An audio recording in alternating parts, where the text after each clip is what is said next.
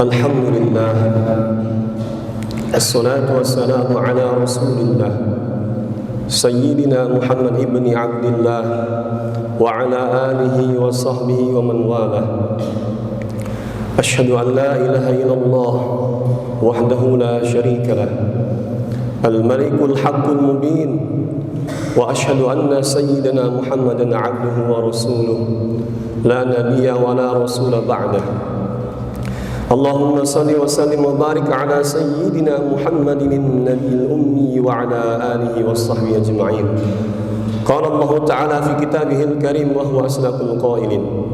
A'udzu billahi minasy syaithanir rajim. Bismillahirrahmanirrahim. Ya ayyuhalladzina amanu taqullaha haqqa tuqatih wa la tamutunna illa wa antum muslimun. Wa qala ta'ala fi ayatin ukhra. Ya ayyuhalladzina amanu taqullaha wa qulu qawlan sadida yuslih lakum a'malakum wa yaghfir lakum dhunubakum wa man yuti'illaha wa rasulahu faqad faza fawzan 'azima. Ibadallah, ittaqullah, ittaqullah, ittaqullaha rabbal alamin fi kulli waqtin wa hin la'allakum tuflihun. Ma'asyiral hadirin, tuan-tuan semuanya, jemaah Jumat, para hadirin semuanya yang dirahmati Allah Subhanahu wa taala. Pada kesempatan yang agung ini, Khatib Al-Fakir berwasiat kepada diri Al-Fakir sendiri dan juga kepada para jemaah semuanya. Marilah senantiasa kita meningkatkan keimanan dan ketakwaan kita di sisi Allah Subhanahu wa taala, terutama di bulan Ramadan.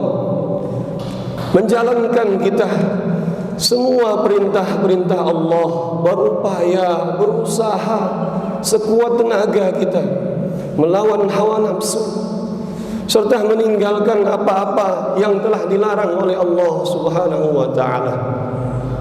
Hadirin yang dimuliakan Allah, suatu ketika Nabi Muhammad sallallahu alaihi wasallam pernah bersabda, "Kam min sha'imin laisa lahu min siyamihi illa al-ju' wal 'atash."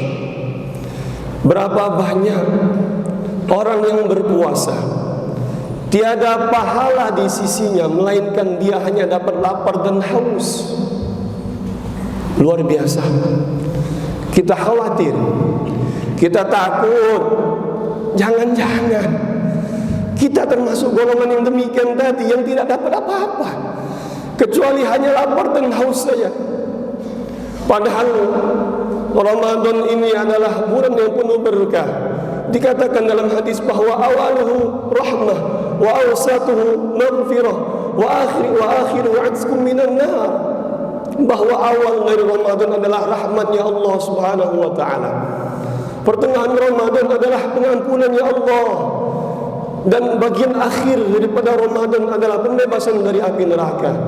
Inilah Ramadan, bulan Al-Quran, bulan sedekah, bulan tarawih, bulan qiyamul lail, bulan qabliyah ba'diyah, bulannya berjamaah. Ramadan bukan bulan lalai. Ramadan, malam-malam Ramadan adalah malam-malam yang agung, malam-malam yang mulia, yang seyogyanya, yang seharusnya sepatutnya dihidupkan dengan tilawatul Quran, dengan munajah kepada Allah, dengan berzikir, mengingat Allah Subhanahu wa taala. Bukanlah malam-malam televisi, bukanlah malam-malam dalam kelalaian. Kita khawatir kita termasuk bagian daripada hadis Nabi yang Nabi tadi sudah sebutkan, hanya mendapatkan lapar dan haus. Oleh karena itu, hadirin yang dimuliakan Allah Ta'ala, berangkat dari hadis ini, kami akan menyampaikan salah satu daripada kalam Syekh Nawawi Al-Bandani yang beliau nukilkan dalam kitab Bahjatul Wasail. Wasaumu thalathu darajatin, saumul umum wa saumul khusus wa saumul khususil khusus. Syekh Nawawi Al-Bandani pernah menuliskan di dalam kitabnya, Kitab Bahjatul Wasail, tentang tingkatan orang yang berpuasa. Ada 3 tingkatan derajat orang yang berpuasa. Yang pertama adalah puasa umum, puasa orang-orang umum. Orang yang berpuasa semacam ini, dia termasuk golongan hadis Nabi tadi. Dia tidak mendapatkan apa-apa kecuali dari lapar dan haus. Orang yang masuk kategori shaumul umum, puasa umum ini adalah dia yang hanya menahan perutnya daripada makan dan minum dan menjaga kemaluannya dari syahwat. Hanya sekedar itu saja. Ini adalah tingkatan terendah. Ini adalah tingkatan pertama, shaumul umum. Yang kedua, hadirin yang dimuliakan Allah Ta'ala, Syekh Nawawi Al-Bandani beliau menyebutkan yang kedua ini shaumul khusus, yakni puasa khusus. Puasa khusus di sini yakni puasa orang yang sholihin. Dia tidak hanya menahan lapar dan haus saja, tetapi dia menjaga 7 anggota tubuhnya daripada maksiat kepada Allah Subhanahu wa ta'ala. Kita berusaha, berupaya untuk memahami, mendalami khususnya yang kedua ini. Orang-orang yang khusus di sisi Allah Ta'ala, mereka berpuasa tidak hanya menahan lapar dan haus saja, tetapi mereka berupaya, berusaha menahan diri, menahan hawa nafsu. Sebagaimana Ramadan ini dikatakan oleh Allah Ta'ala, ya ayyuhalladzina amanu kutiba alaikumus shiyam kama kutiba alal ladzina min qablikum la'allakum tattaqun. Allah menginginkan kita, Allah sudah katakan dalam Al-Quran, efek ataupun wujud nyata daripada puasa ini adalah la'allakum tattaqun, menjadi orang yang bertakwa. Karena hanya dengan amalan takwalah semua bisa diterima oleh Allah Ta'ala. Puasa didasari takwa, Allah terima. Sedekah dengan didasari takwa, Allah terima. Qiyamul lail yang didasari takwa, Allah terima. Tidak ada jalan lain.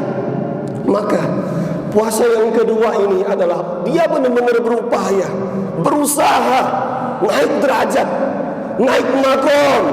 Tidak setiap tahun hanya sekedar menahan lapar dan haus saja, tetapi maksiat tetap jalan.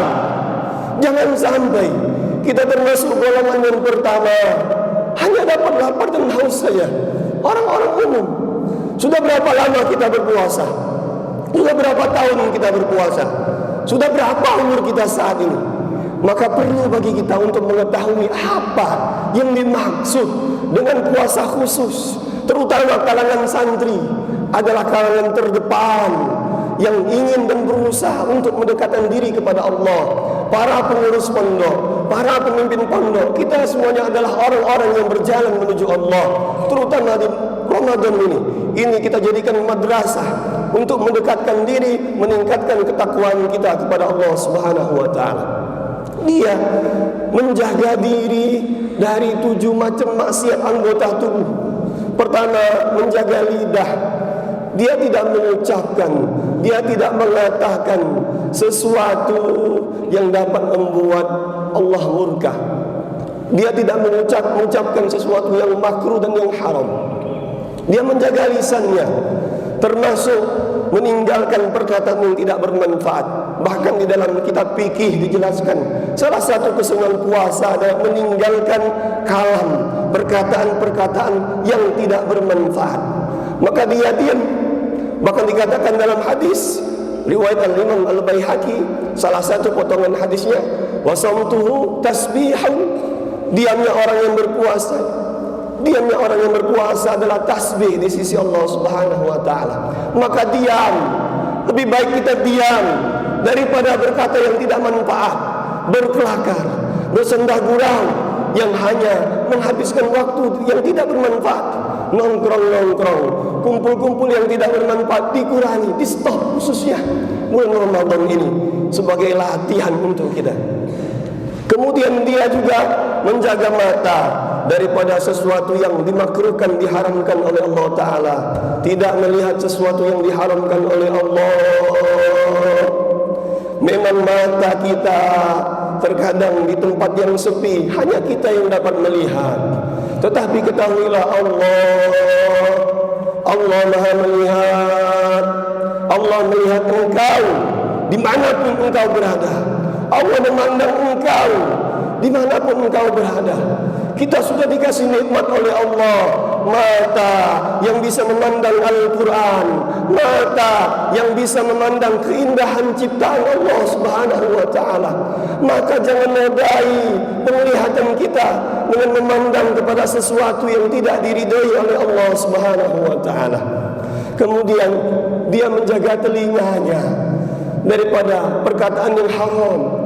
Setiap perkataan yang haram, apabila dia dengarkan dengan perasaan menerima dan ridha, mendengarkannya juga haram.